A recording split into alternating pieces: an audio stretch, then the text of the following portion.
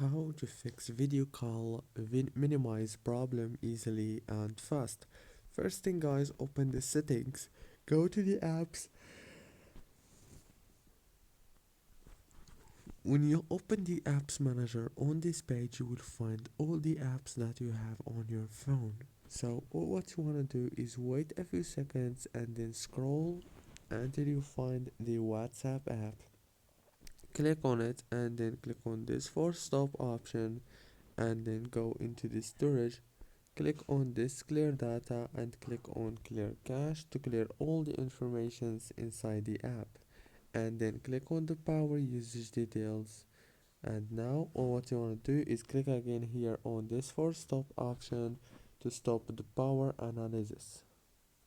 That's it. Now all what you want to do is reopen WhatsApp and the problem must be solved.